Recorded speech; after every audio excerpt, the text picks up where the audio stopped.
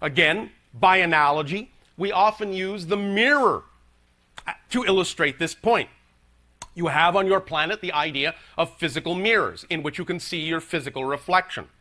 Physical reality is literally the very same idea. It's only a reflection, just like your reflection in the mirror. Now, if you're looking into a mirror and you see the reflection on your face frowning, you don't go over to the mirror and try to stretch the reflection into a smile. You understand that would be pointless. You understand the only way to see the reflection smile is for you to smile first. Then the reflection has no choice but to reflect that back to you. But what you have, because of your, shall we say, experience with limitation, come to believe, is that you have to change the outer reality first before you're willing to be happy in your inner reality. If you understand that your outer reality only takes its cue from you, then the choice to simply be who you prefer to be first is what will allow the outer reality reflection to reflect that back to you. But again, don't base it on the idea of what you see happening in the outer reality. Base it on the idea of how you respond to the reality, even if it looks the same. Because that's what lets you know you've really changed. Not gauging it on the idea of, well, I thought I was more spiritual than this. Why is this still happening in my life? This doesn't look like anything I wanted in my spiritual reality. But you must understand that all things are fundamentally neutral. No thing actually has built-in meaning. In fact, one of the greatest gifts that creation has given to all beings in creation, and don't take this in a negative way, because I don't mean it that way, is that life is meaningless. Absolutely meaningless. And what we mean by that is that nothing has built-in meaning. Everything is fundamentally neutral. Every situation, every circumstance is just a neutral prop. You have free will to assign meaning to life. You give life meaning. And when you give life a certain meaning, that's the effect you will get from that circumstance. Whatever meaning you put into something is the effect you will extract from something. So positive meaning in, positive effect out. Negative meaning in, negative effect out. This is just physics. That's all it is. It starts out neutral, but because of the way your civilization has been structured, you have been brought up to believe that certain things automatically mean certain things. And by having that automatic subconscious application, you don't even know you're doing it. You don't even know you're assigning meaning to things when they happen. You get certain effects and then sit there and scratch your heads and wonder why that happened. Why did you get that? Why do you feel this way? Why do you feel that way? It's all because of the definitions and belief systems you've been brought up to believe are true. And by assigning those meanings to all the situations in your life, you get a certain reflection. You get a certain kind of feedback, vibrationally. So, now is the age upon your planet where you're beginning to wake up to the understanding that you are creating your experience of reality, and that you are beginning to recognize that the way you do that is actually through your definitions of reality, your belief systems of reality.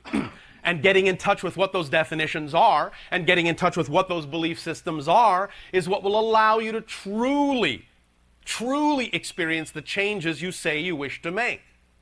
Now, again, the idea is that when you truly have changed, it's not about whether the outer reality looks different, because every situation can actually serve double duty. It's about how you respond differently to that will really then allow your reality the best opportunity to reflect to you what it is you prefer, in effect, in energy, in your life. So the idea is not to gauge what's going on in you by what's going on out there in terms of your success, your barometer of success, but to simply choose what you prefer, what state you prefer to be in, and understand that if you apply that point of view to everything that is happening in your life, no matter then what anyone else's intention in those situations might be, the only effect you will get out of your life is a positive one if you've only applied a positive meaning to that situation. That's your ability, your free will to determine utterly and completely. The universe cannot contradict you. When you believe in something, the universe completely supports you. Absolutely always has, absolutely always will. There is never a moment you are not supported. But Bashar, I feel unsupported. Yes, I know. But you see, then, if you have a belief that you cannot be supported, the universe is supporting you in your lack of belief that you can be supported. That's the paradox. That's what you want to get a hold of. That's what you want to focus on, is the power of the paradox in the situation. First, you have to understand you are always supported. Believe me, if you just look at it logically, if you were not completely, utterly, and always continuously and constantly supported, you wouldn't exist. So, if you exist, you're being supported.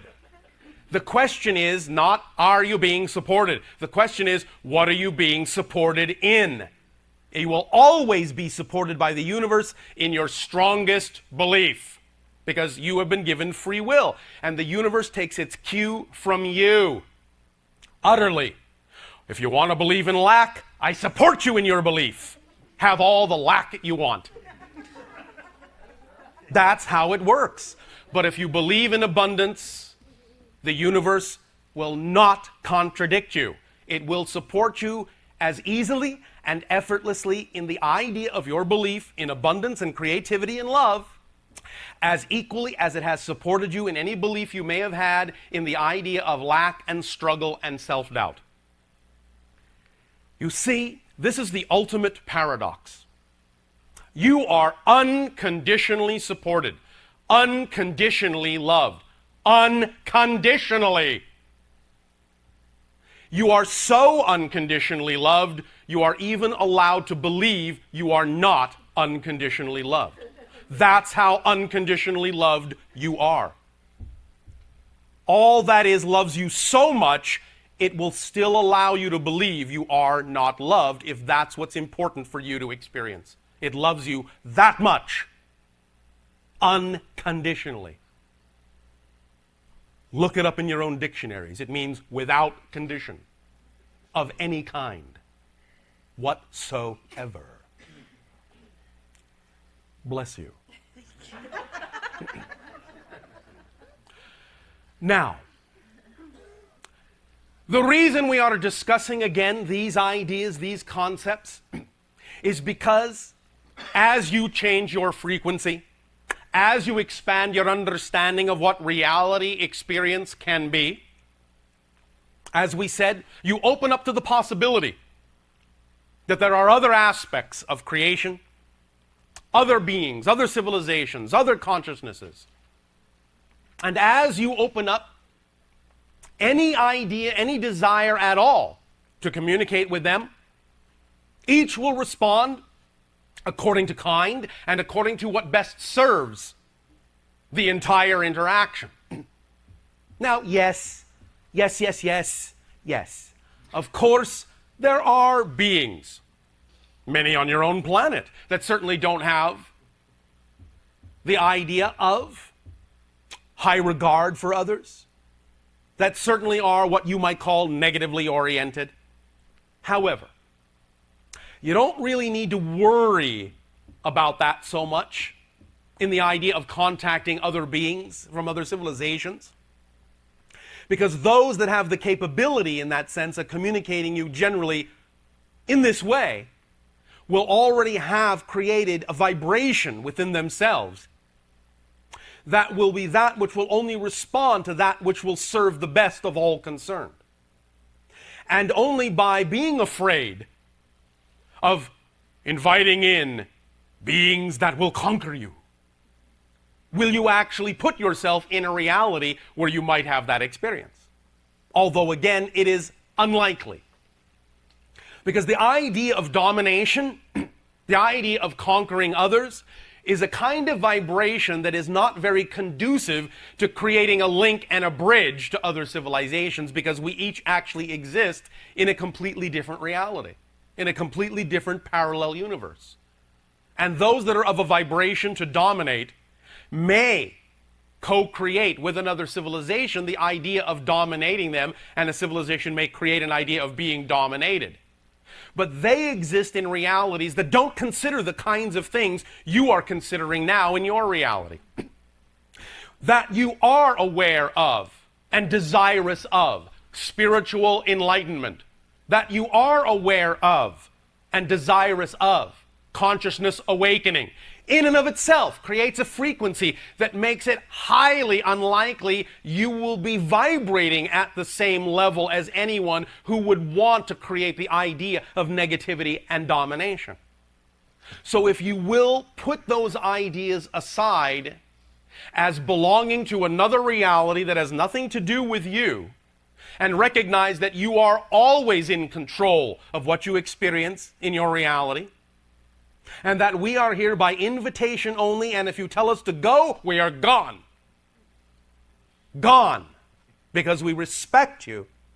Then, the idea is you can relax into the understanding that anything you will attract that will help you in the direction of the expansion of your awareness will always bring with it only things that are part and parcel to the definition of that idea, and cannot bring with them things that are not of the same frequency. You cannot experience something you are not the frequency of, and vice versa.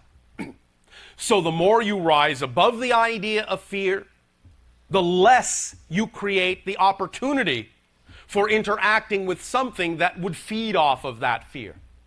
That's, again, just simple physics. That's really all it is. Making a determination as to who you are, who you prefer to be, what state you prefer to exist in, and then simply recognizing the things that are germane to that state. They just go hand in hand. You cannot experience what you are not the vibration of. It's as simple as that. But if you contain the vibration of doubt, if you contain the vibration of fear, those are the things you allow yourself to experience in your reality. It's, again, as simple as that. But you are beginning to become more aware of this, and all of the different ways in which you are reminding yourself of this through all the different techniques, through all the different kinds of information being delivered to your planet now from all sorts of different levels, including yourself, to yourself, then you will begin to understand more and more every day that you are, in that sense, forming alliances with aspects of your consciousness that already have alliances with other beings. And that as you move into becoming more and more of your core, true, essential, natural self, that core, true, essential, natural self operates on a frequency level that by definition is already part and parcel of a kind of reality that is what you say you prefer to have on Earth. And that by simply being more of yourself, you will bring that vibration down to Earth and manifest that idea more and more every way, every day that you take action in the direction of what you say you prefer. Because you are physical beings, it requires more than just thought. It requires more than just desire. It requires more than just wishing. It requires action. It requires behavior that is harmonious and aligned with your beliefs, so that you create a circuit, complete a circuit, and ground the circuit to bring the energy all the way down to Earth and let it flow through you creatively in whatever way, shape, or form you deem is most appropriate for the being you deem yourself to be. This is why we say it's so important, and why you've heard from so many different sources in your New Age movement, that it's so important to follow your bliss, follow your passion, follow your excitement. You hear this all the time now in your society, but many of you still don't know why that's important. Not really, not mechanically.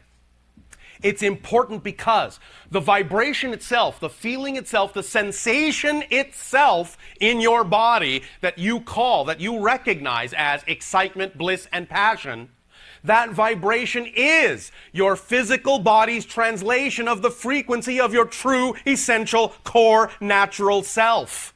So anything, any situation, any circumstance that contains that energy, that, shall we say, solicits that energy, that inspires that energy in you, It's a marker, it's a sign that that situation at that moment, that thing, that expression at that moment is most harmoniously aligned and most representative of your true, natural, core, essential being, and that the willingness to act on it completes the circuit, grounds the circuit, and allows for manifestation of all the things that are germane to that vibration in your reality that are capable of being manifested. Again, it's simple physics. As above, so below. That's all you're doing. You yourselves are the valves, the conduits.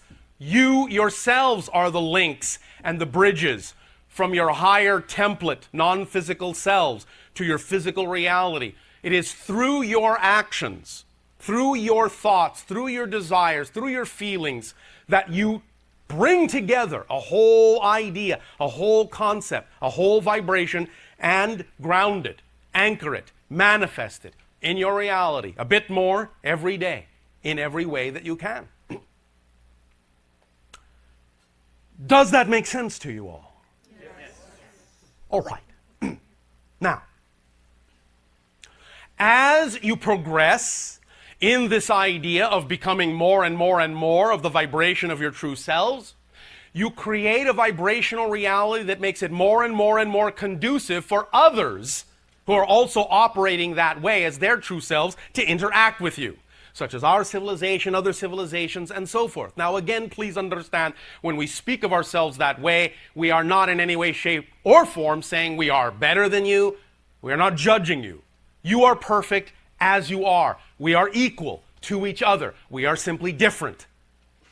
But the similarities we have are where we form the links and where we form the bridges to allow us to co-create together a new reality in which we can together interact and generate new experiences, new exciting ideas that heretofore we didn't even imagine could be generated, could be experienced. We are more than happy to share with you the things that give us joy, the things that give us excitement, the ideas, techniques that work for us that we know can work for you to create the reality you prefer if you wish to use them. But you don't have to use them.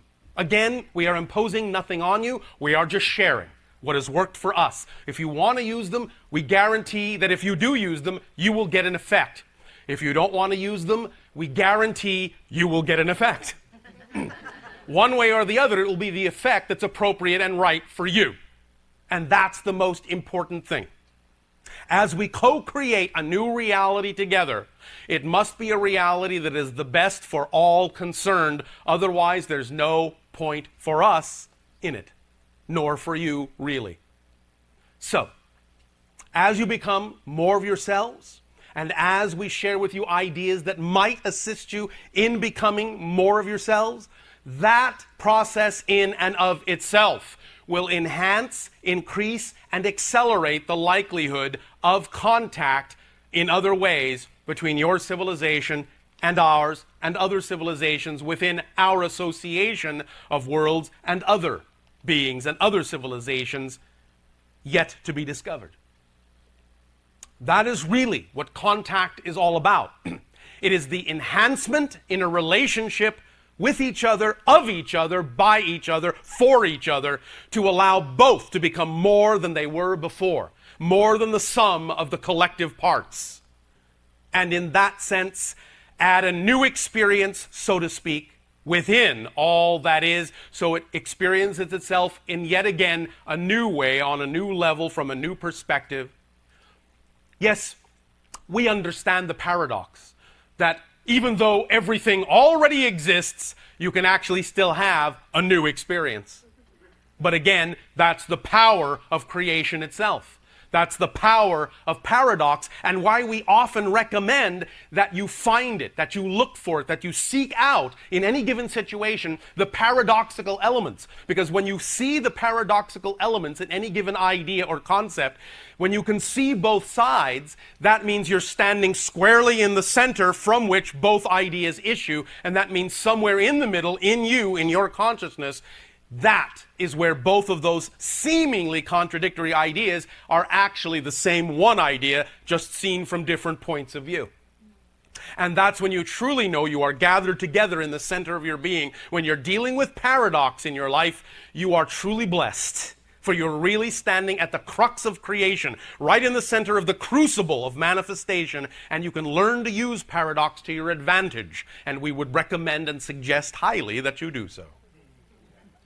Also, the understanding that as you begin to dissolve your concepts of space and time, you will also experience another kind of phenomenology in your life more and more, and that is something you have labeled synchronicity. Coincidence. Oh, that's just an accidental coincidence. There are no accidents. There are no accidents. Yes, there is randomness, but there are no accidents. There is orchestration on every level. And when you begin to experience either positive or negative synchronicity, as you may define it, the idea is that that shows you, it's a reflection, that shows you everything is connected. And depending upon the kind of vibration you are putting into it, will determine the kind of synchronicity that you get.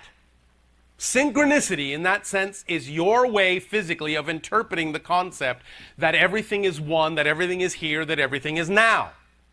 It's just being manifested in a kind of a space-time way, where you recognize the coming together of things in a meaningful way that illustrates and reflects to you the meaning you have put into those particular props, those particular symbols. And it's being reflected back to you to show you this is what you're in alignment with. This is how good a manifester you are. This is how quickly you can manifest your awareness and experience of your connection to all that is and all the things in your life.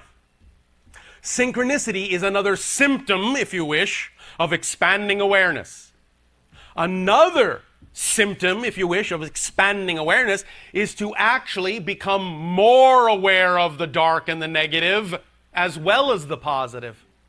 Because again, remember, expansion and ascension is the product of integration, not segregation.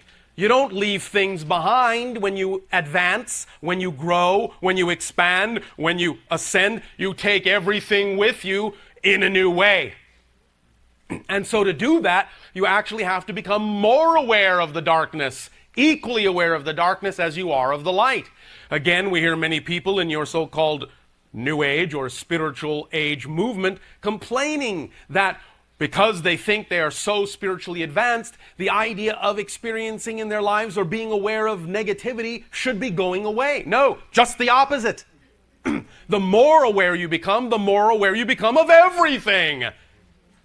And that's the idea of integration, is that you're able to understand how to be aware of everything, but how to, in a relationship with it, become neutral toward it all. So that you can then choose what you prefer without devaluing what you don't. Recognizing that you prefer one thing over another is not a negative judgment. It's an observation, a neutral observation of simply recognizing something that is of a vibration that is more harmoniously aligned with the vibration of your true core essential being. That's a recognition. That's fine. But by judging something to be of lesser value than another thing as a choice is where you actually put the spin on it that actually amplifies the negative energy you say you want to move away from. You actually attract yourself toward it when you judge it. That's actually the meaning of the phrase in your Bible, judge not, lest ye be judged. It doesn't mean you're being judged from outside. It means that as you negatively judge a thing, as you devalue it, you take yourself to the level of the vibration that you are devaluing. Because again, remember, you cannot perceive what you are not the vibration of. And if you are perceiving something as valueless, you have to be in a state of valuelessness in order to experience that feeling about that thing. So you have to be devaluing yourself and put yourself on the same level to call something else as having no value. So when you recognize that that is not the state you prefer to be in, you will unconditionally love all the choices that are available, recognizing them as choices, for that's all they are. All that is does not devalue them. All that is contains darkness and light. It knows that. And it knows that that is part and parcel of being all that is. If you didn't have the darkness, it wouldn't be all that is. It would only be half of what could be. And that's all it would be. But because it is all that is, it contains all that it can, and appreciates and cherishes and supports every single aspect of it. So the idea is to simply recognize that they're all valid choices, and to simply then choose what you prefer without devaluing a choice that you no longer prefer. That's all you have to do, to expand yourself and expand your awareness and create the sensation of ascension and expansion in your lives. Now, again, the idea, the trick, if you will, is how to put what you call the proper spin on these things, which means how to define everything in your life in a way that is harmonious with who you prefer to be. Many times we have shared with you our definitions of things and illustrated how diametrically opposed they are to the definitions that you have harbored about certain things in your reality that generate the kinds of experiences you have. But it is all about how you define a thing that allows you to determine how to experience that thing. So again, for example, in the idea that yes, we all recognize, as we said at the beginning of this transmission, that you and your planet have chosen to come up through vast amounts of experiential limitation, vast amounts of what you would call dark energy or negative energy. All well and good. And we've talked about the idea of recognizing that the choice to do that is actually an illustration of how strong you are as a spirit. So that's one positive way to look at it. But also, you can look at it this way. The idea now is that many of you may be saying, well, we're seeing now in this so-called new age of awareness, even more and more negative things coming up, more and more violence on the planet, more and more dichotomy and polarity on the planet. Yes. Because you're at the end of the age of the cycle of limitation, you don't have much time left in which to experience those things. You have to hurry up and get them all out on the table, get them out of your system, bring everything up to the surface so it's all transparent, so you can clearly see exactly what everyone believes, positive and negative, and make a determination for yourself what you want to choose. Nothing hidden any longer. Nothing hidden at all. The people that hate you and say so. And try to kill you. And say they enjoy doing it. And now you have an opportunity to simply recognize they have made a choice based on their beliefs, based on their definitions, and you can allow yourself to give value to the fact that their soul is learning from that experience, or will at some point learn from that experience. And you can simply recognize now it as a vibration that may not be your preference, and that can aid and assist you in making determinations as to how to relate to your world in a different way and change yourselves in such a manner that will really, truly allow you to experience a different world. And here's the secret. It's not because the way you change will change others around you. It's because there are, and here it comes, pay attention, already existing an infinite number of parallel Earths, each of a different vibration, representative of a different reality. And the vibration you change to will determine which Earth you experience that already contains the people that are already germane to that vibration. The people around you may seem to change, but that's an illusion of continuity, or they may not seem to change. The point is that eventually you will no longer interact with them, no longer experience them. You will wonder where they went. They may take themselves out in a variety of ways. They may do so by appearing to die. They may do so by simply disappearing from your life, and you never really know what happened to them. But the point is that eventually you will recognize that what you've done by changing yourself is you've simply shifted your consciousness to a parallel reality where those vibrations no longer can exist. You haven't changed them. And if you're still interacting with versions of them, that's what you're interacting with. You're interacting not with a changed person, you're interacting with a version of that person that already existed in that reality, that's germane to that reality. All these parallel realities already exist. Changing your world is not actually changing your world. It's leaving one world for another. Shifting your frequency to a different program that's already running on your giant TV of the universe.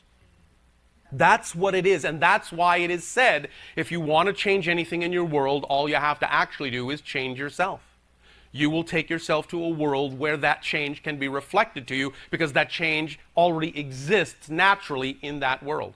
And thus then the idea of giving positive meaning to your experience will allow you to extract a positive effect and a positive experience for yourself. Remember, we said the only thing that's real is experience. That's it. Everything else in that sense is simply a symbol, a reflection of experience.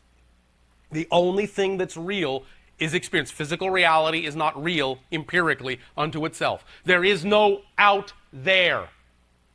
There is no out there. That's the illusion. It's all here. It's all now. All of it. Every bit. Another analogy we have used with regard to the idea of the darkness, the experience of the darkness you have created on your planet, to give it a positive spin, is what we have called the rubber band analogy. And the way we explain that is just as you have on your planet the idea of a rubber band, and you know that if you take a rubber band and pull it back and let it go, it shoots off in another direction, the opposite direction. The idea of the degree to which you have chosen to experience limitation and darkness on your planet is actually a beautiful thing, because the degree to which you experience the darkness is the degree to which you will also experience the light. The rubber band analogy is that the farther back you pull the rubber band into the darkness, when you finally decide to let go, that's how much farther and faster it will shoot on the other side. Because you're giving it all that momentum, all that energy, by pulling it so far back into the darkness. So when you do reach critical mass and you do cross the threshold and you do finally let go after straining for so long to hold it back here in the darkness, it will shoot very quickly onto the other side and go that much further into the light. And that's why your planet is so fascinating to so many beings, is because, well, I'll just put it this way in your lingo. You're where it's all happening. It's a very exciting world. You're going through a very exciting transformation. And you are allowing us, and we thank you, to go along for the ride and learn from you. Believe me,